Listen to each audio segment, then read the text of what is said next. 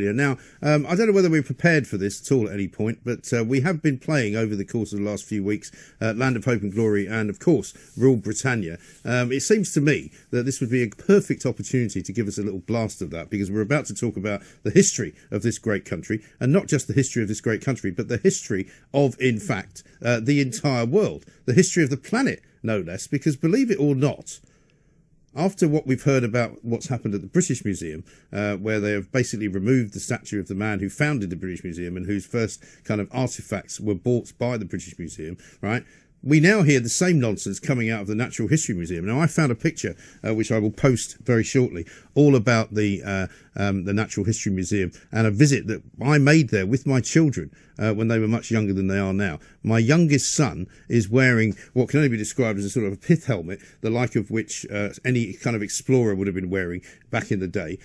He's standing in front of a statue of Charles Darwin, who is inside the Natural History Museum's kind of main hall as you go in. It's right at the end. He sits in a chair. Most of you have probably seen it, right? Now, Charles Darwin is the founder, you might say, of modern science. The Origin of the Species is a book that he wrote in which he basically set down in scientific terms all of the natural world's knowledge and the natural world's knowledge that he found, right? Now, if you were to say to me, you'll never believe what's happening now, Charles Darwin is being accused of being possibly a racist, which might mean that we have to remove any reference to Charles Darwin from the Natural History Museum. If you're watching this on YouTube right now, you'll be able to see a statue, the one I'm talking about, of Charles Darwin. It is really quite remarkable that we have got to this point. Now, let us talk to William Clouston, who's leader of the SDP, the Social Democratic Party. We'll play a little bit of Rule Britannia shortly. But before we do that, let's find out from William what he makes of all this. William, a very good morning to you. Great to be back. Yeah, very well, thanks. Thanks very much indeed for joining us. I mean, I could scarcely believe my eyes when I saw this yesterday, when I thought to myself, you know, surely to God, these idiots that run these museums are not about to remove the bust and or the statue of Charles Darwin or any mention of Charles Darwin in their exploration and their racial review of what is going on in terms of the collections that they have inside the Natural History Museum. I mean, it is one of the greatest museums in the world, isn't it?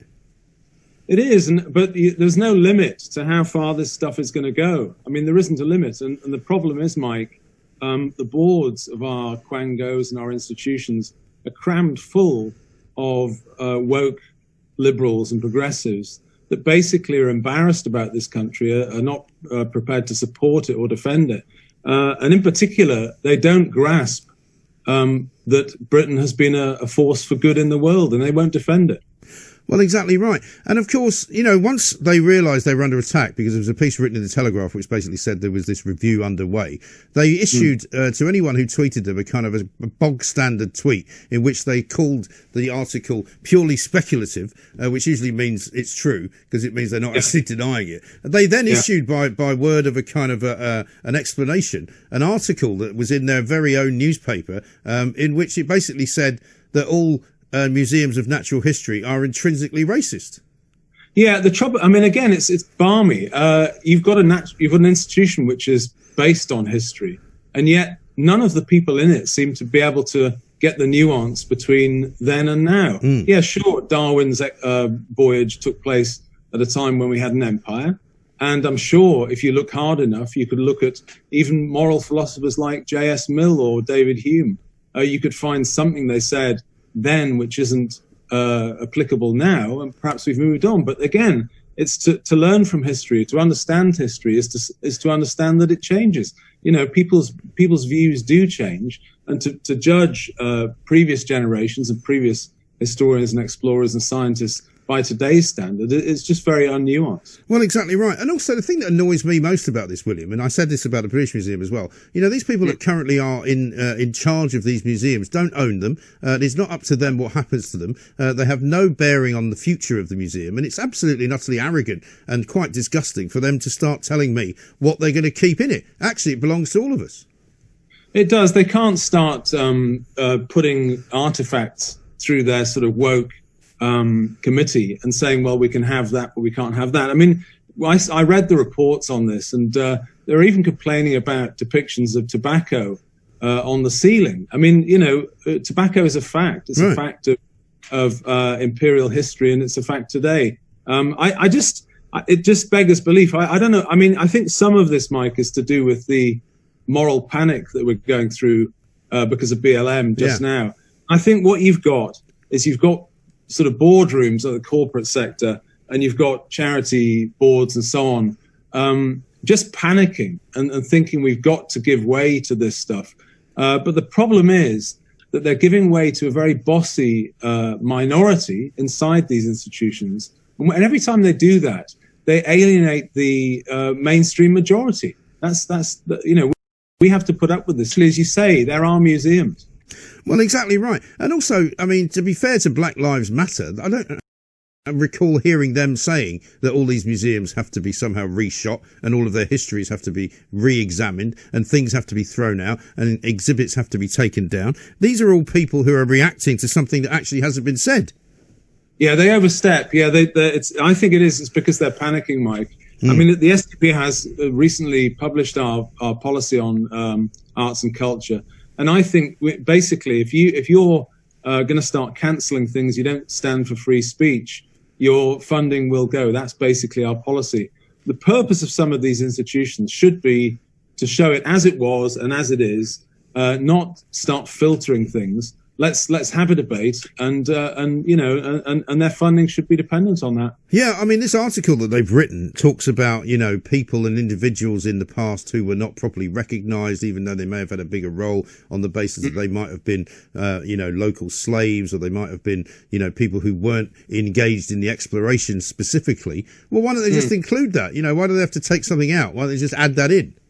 They could easily do that, and there'll be nothing wrong with that. That's fine. What I object to is these people judging our history more harshly than other people. Yeah. I mean, why when you're doing a critique of imperial history, do you not consider the Mongol Empire or the Ottoman Empire or what was going on in South America or any of the African empires? Why not have a look at those and then judge those according to the same criteria? Yeah, exactly. But it's this idea that we're uniquely bad, and I think the problem is the government and the other people don't realize that these institutions are stocked full of people who are basically our cultural enemies and won't stick up for us. I mean, how about this for a paragraph of absolute and utter tosh, right? There are numerous ways to engage with historical racism in European natural history museums, including talking about these forgotten narratives and creating equal opportunities in scientific study. I don't even know what that means. I mean, it seems to mean that they're already talking about it. So what's the problem?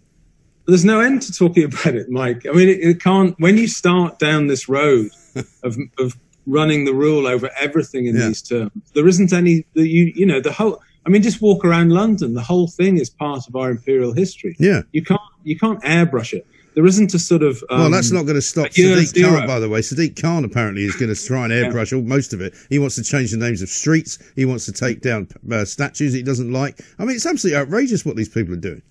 You'd be left with literally nothing else. Yeah. Nothing would be left if that's what you want. As I say, I just think we need to be a little bit. You've got a Tory government with an 80-seat majority. They just need to get serious about this. Rod Liddell used to joke that all of these charity boards and agencies and quangos are stuffed full of people that view the same life in the same way, and he used to call it the 6 degrees of Shami Chakrabarti, because you can always get back to her. And I think he's got a point. Well, he absolutely has. I mean, I'd quite like to do away with any trace of Sadiq Khan. Like anything that he's ever done. Can we just get rid of it? Get rid of all the cycle lanes, get rid of all the ridiculous bollards everywhere. I tried to drive through Greenwich the other day, much to my chagrin, discovered that they've closed off half the roads with flower pots, right? What are you supposed to do if there's a fire?